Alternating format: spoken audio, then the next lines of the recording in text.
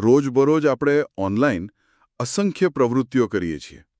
ક્યારેક ક્રેડિટ કાર્ડથી પેમેન્ટ થાય છે, ક્યારેક ઈ-કોમર્સ વેબસાઇટ પર કોઈ ચોક્કસ બ્રાન્ડના શૂઝ સર્ચ થાય છે, તો ક્યારેક સોશિયલ મીડિયા પર લાખો ફોટોઝ અપલોડ થાય છે.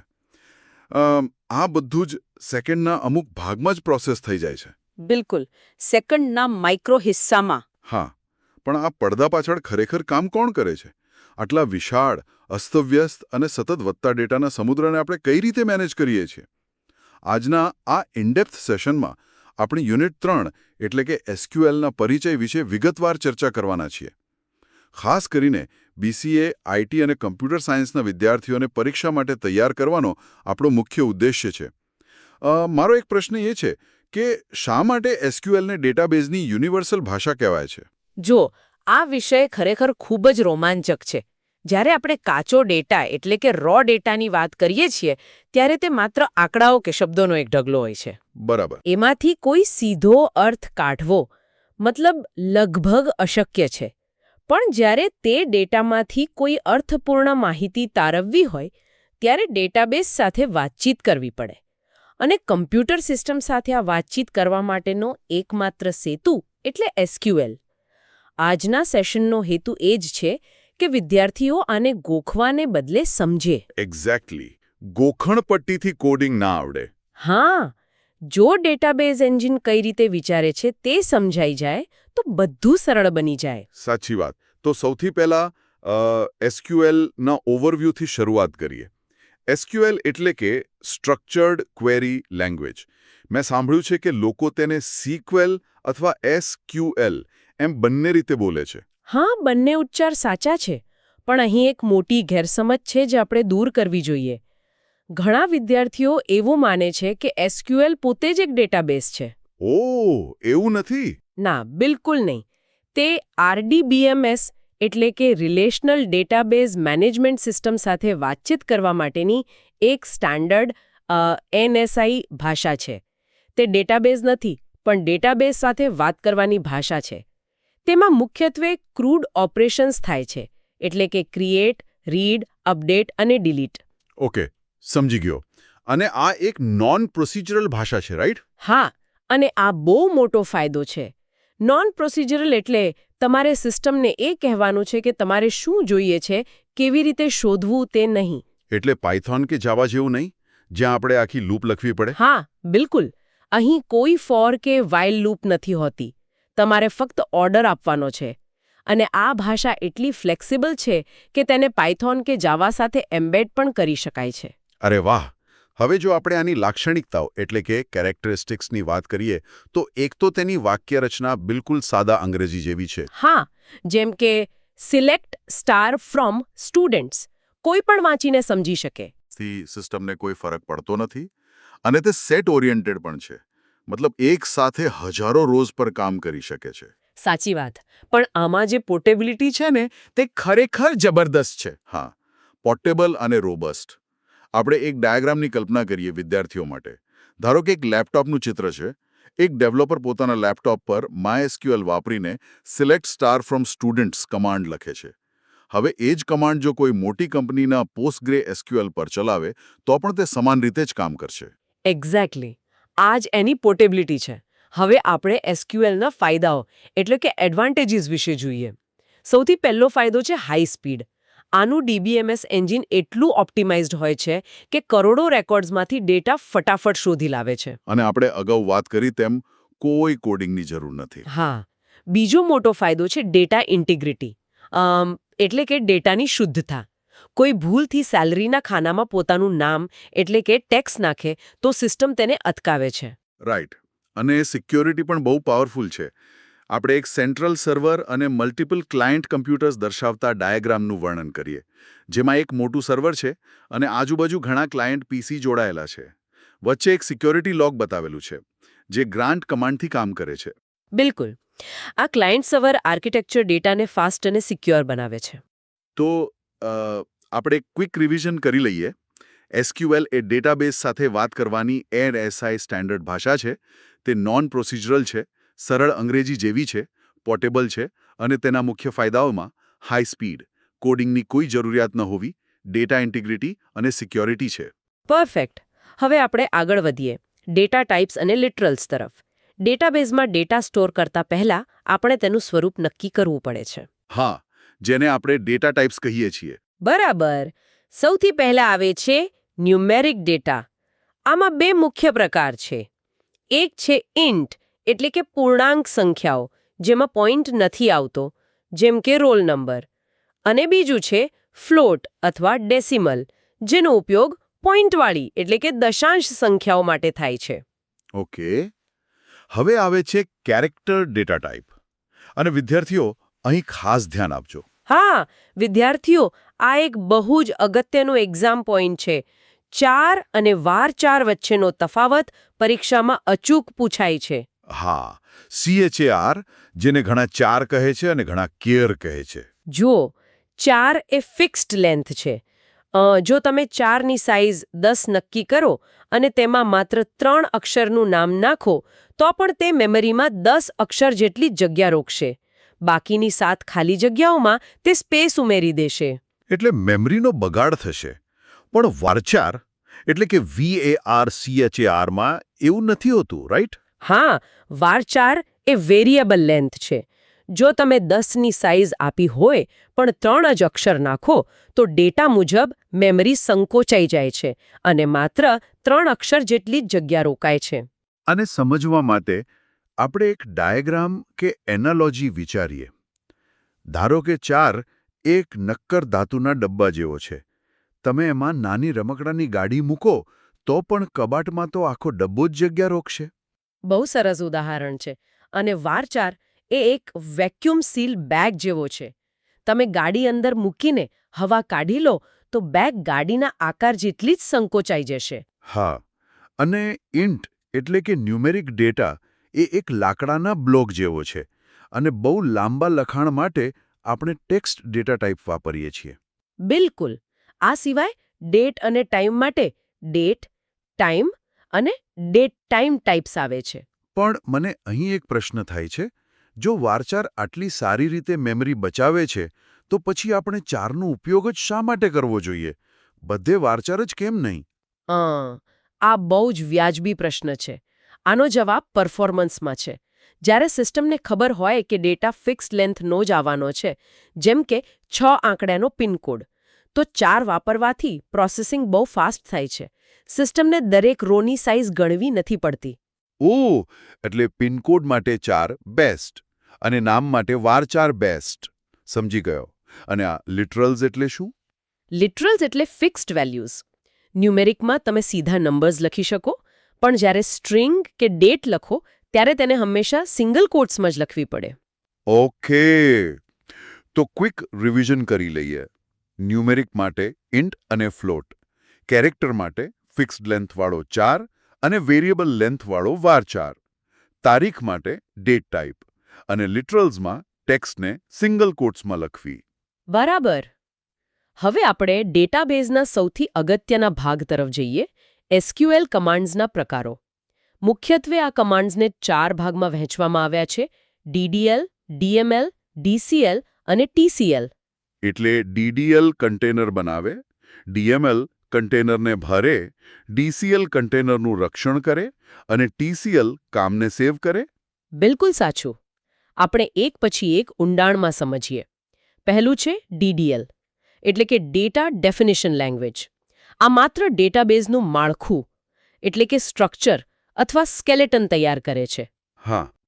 આમાં ક્રિએટ, ઓલ્ટર, ડ્રોપ અને ટ્રંકેટ કમાન્ડ્સ આવે છે. આને આપણે ઘર બનાવવાના ઉદાહરણથી બહુ સરળતાથી સમજી શકીએ. ધારો કે કન્સ્ટ્રક્શન સાઇટનો ડાયાગ્રામ છે, જ્યાં તે એક મોટી ક્રેન છે. ઘરનો પાયો નાખવો અને દિવાલો બનાવવી એક ક્રિએટ કમાન્ડ છે. હા, અને ઘર બની ગયા પછી લાગે કે દિવાલ તોડીને નવી બારી મૂકવી છે, રેનોવેશન કરવું છે, તો તે ઓલ્ટર કમાન્ડ છે. રાઈટ. અને જો આખું ઘર જ તોડી પાડવું હોય, જમીનદોસ્ત કરવું હોય, તો તે ડ્રોપ કમાન્ડ છે. પણ ટ્રંકેટ શું છે? આખું ઘર તોડી પાડવાને બદલે માત્ર સામાન બહાર કાઢવો? એક્ઝેક્ટલી. જો ઘરમાંથી બધો સામાન અને ફર્નિચર કાઢીને માત્ર ખાલી ઘર ઊભું રાખવું હોય તો તે ટ્રંકેટ છે. માળખું રહેશે પણ અંદરનો ડેટા સાફ થઈ જશે. ઓકે. હવે ઘર બની ગયું તો બીજો પ્રકાર આવે છે DML, એટલે કે ડેટા મેનિપ્યુલેશન લેંગ્વેજ. આ ઘરની અંદરના રોઝ અને ડેટા પર કામ કરે છે. અને સારી વાત એ છે કે આમાં અન્ડુ શક્ય છે. હા, આમાં ઇન્સર્ટ, અપડેટ, ડિલીટ અને સિલેક્ટ કમાન્ડ્સ આવે છે. આપણા ઉદાહરણ મુજબ ઘરમાં નવો સોફો લાવવો એટલે ઇન્સર્ટ, સોફાનું કવર બદલવું એટલે અપડેટ, અને જૂનો સોફો ફેંકી દેવો એટલે ડિલીટ. બહુ જ સરસ એનાલોજી છે. હવે ત્રીજો પ્રકાર છે DCL, એટલે કે ડેટા કંટ્રોલ લેંગ્વેજ. આ સિક્યુરિટી અને એક્સેસ માટે છે, જેમાં ગ્રાન્ટ અને રિવોક આવે છે. એટલે જો આપણે બહારગામ જઈએ અને પડોશીને ઘરની ચાવી આપીએ તો તે ગ્રાન્ટ છે, અને પાછા આવીને ચાવી પાછી લઈ લઈએ તો તે રિવોક છે. સાચી વાત. અને છેલ્લે આવે છે TCL, transaction control language. DML કમાન્ડ્સથી આપણે જે કંઈ ફેરફારો કર્યા છે તેને સાચવવા માટે આ વપરાય છે. કમિટ, રોલબેક અને સેવ પોઈન્ટ આના કમાન્ડ્સ છે. આને સમજવા માટે આપણે વિડિયો ગેમ સેવ પોઈન્ટનો ડાયાગ્રામ વિચારીએ. ગેમમાં એક જાદુઈ દરવાજો હોય છે જ્યાં સેવ ગેમ લખેલું હોય છે. એ કમિટ કમાન્ડ છે, એટલે કે Ctrl+S. હા, અને જો ગેમમાં તમે આઉટ થઈ જાઓ અને રીલોડ લાસ્ટ સેવ કરો તો તે રોલબેક છે, મતલબ કે Ctrl+Z. પણ અહીં મારો એક પુશબેક છે, અથવા કહો કે એક ડાઉટ છે. તમે કહ્યું કે ડ્રોપ કમાન્ડ આખું ઘર તોડે છે, એટલે કે ડેટા ડિલીટ કરે છે, અને ટ્રંકેટ પણ બધો સામાન ખાલી કરે છે. તો ડ્રોપ અને ટ્રંકેટ બંને બધું ડિલીટ જ કરે છે ને? તો બંનેમાં ફરક શું છે? જુઓ, આ ભેદ બહુ જ ક્લિયર હોવો જોઈએ.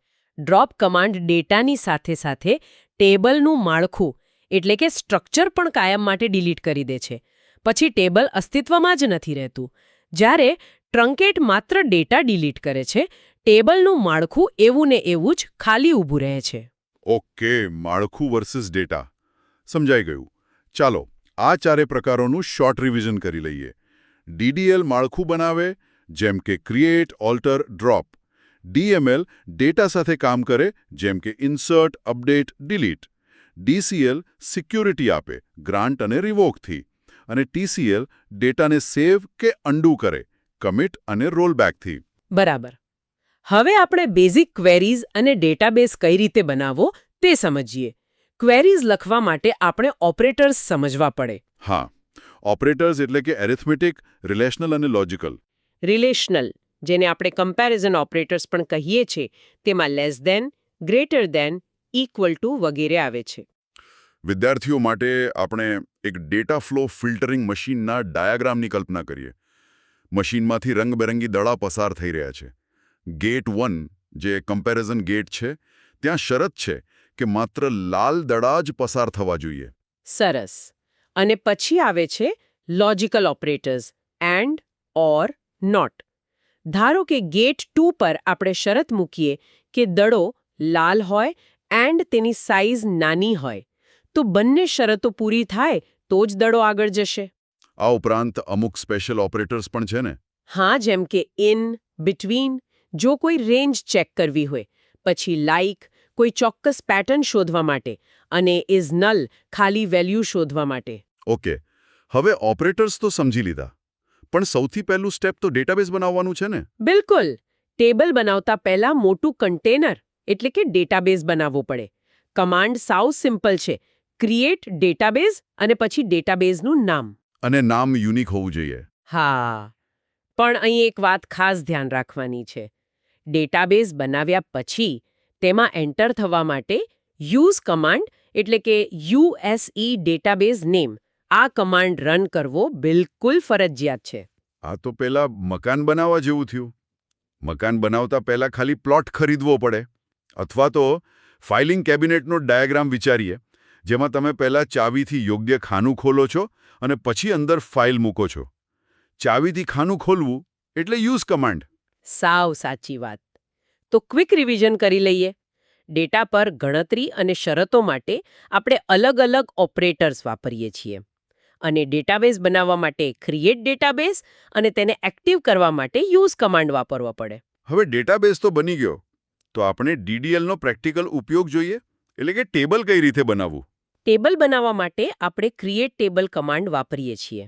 આમાં આપણે સ્કીમા, કોલમ્સના નામ અને ડેટા ટાઇપ્સ વ્યાખ્યાયિત કરીએ છીએ. સાથે સાથે કન્સ્ટ્રેન્ટ્સ પણ આપીએ છીએ. કન્સ્ટ્રેન્ટ્સ એટલે કે નિયમો. હા, જેમ કે પ્રાઇમરી કી જે ખાતરી કરે છે કે રોલ નંબર હંમેશા યુનિક હોય અને નોટ નલ એટલે કે કોઈ નામનું ખાનું ખાલી ન રાખી શકે. એટલે આ એક બ્લુપ્રિન્ટ ડાયાગ્રામ જેવું થયું, એક ખાલી ગ્રીડ સ્કેલેટન તૈયાર થઈ ગયું. હા, હવે ધારો કે ભવિષ્યમાં આ માળખું બદલવું છે તો DDLનો બીજો કમાન્ડ આવે, ઓલ્ટર ટેબલ. આનાથી ડેટા ગુમાવ્યા વિના માળખું બદલી શકાય. અને આપણે હોમ રિનોવેશનના ડાયાગ્રામથી સમજીએ. ધારો કે એક પ્રોફેશનલ વેલ્ડર જૂના સ્ટ્રક્ચરમાં જૂના બીમની સાથે નવો સ્ટીલનો બીમ જોડી રહ્યો છે. આ નવો બીમ એટલે નવો કોલમ. બિલકુલ. ઓલ્ટર કમાન્ડથી આપણે નવો કોલમ એડ કરી શકીએ, જૂનાનો ડેટા ટાઈપ મોડિફાય કરી શકીએ, કોલમનું નામ રિનેમ કરી શકીએ કે પછી કોઈ કોલમને ડ્રોપ પણ કરી શકીએ. પણ જ્યારે ટેબલ ડ્રોપ કરવાની વાત આવે તો વિદ્યાર્થીઓ અહીં ખાસ સાવધાન રહેવું. ડ્રોપ ટેબલ કમાન્ડ બહુ જ ખતરનાક છે. હા, આ પણ એક એક્ઝામ પોઈન્ટ છે. ડ્રોપ કમાન્ડ ચલાવવાથી ડેટા અને સ્ટ્રક્ચર બંને કાયમ માટે નષ્ટ થાય છે. અહીં કોઈ જ અન્ડુ નથી હોતું. આની એનાલોજી બહુ જ જબરદસ્ત છે. ડિલીટ કરવું એટલે વ્હાઇટબોર્ડને ડસ્ટરથી સાફ કરવું. પણ ડ્રોપ કરવું એટલે શું? પેપર શ્રેડરનો ડાયાગ્રામ યાદ કરો. સ્ટુડન્ટ ટેબલ લખેલું કાગળ પેપર શ્રેડરમાં કાયમ માટે કપાઈ રહ્યું છે.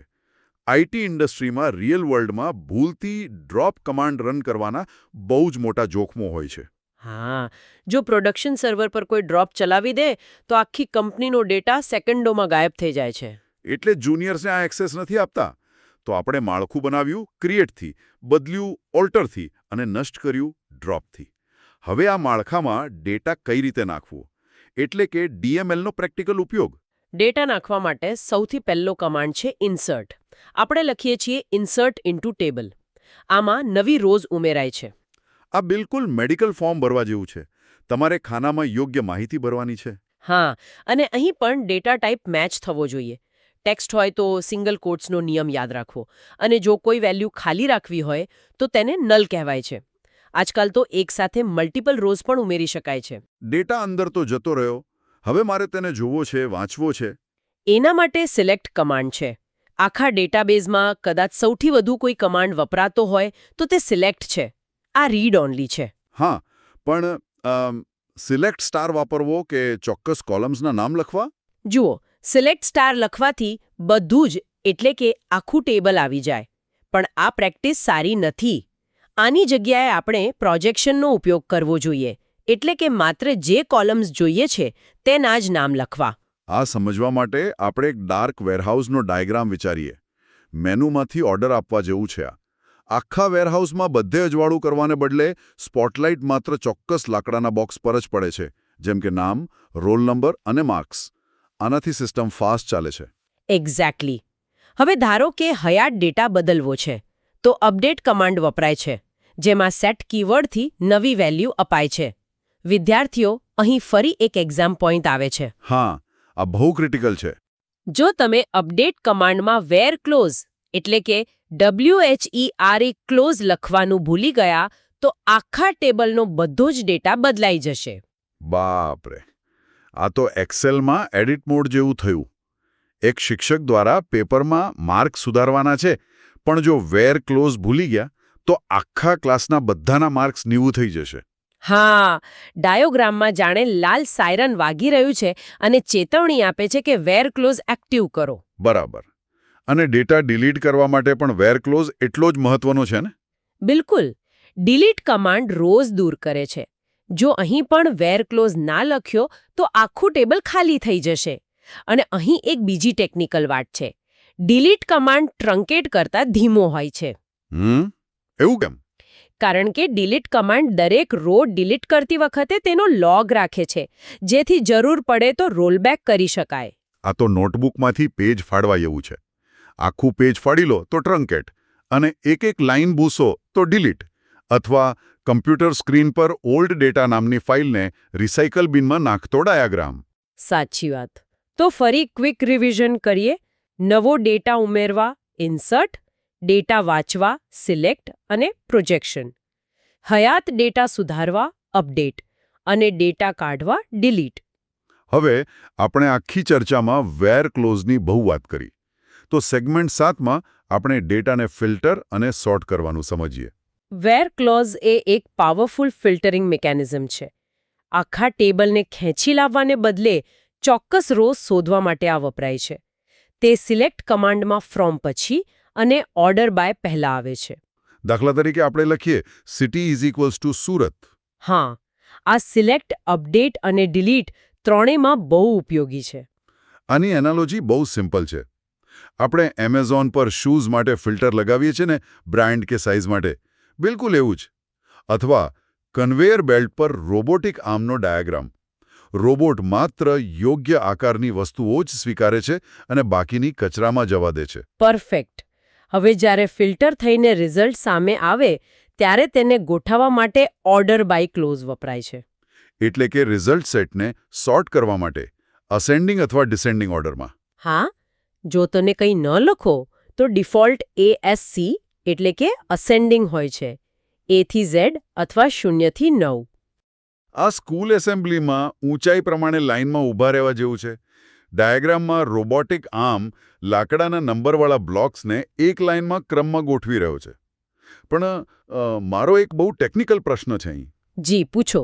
વિદ્યાર્થીઓની સ્પષ્ટતા માટે પૂછું છું કે શું ઓર્ડર બાય વાપરવાથી હાર્ડ ડ્રાઈવમાં ડેટાની જગ્યા બદલાઈ જાય છે?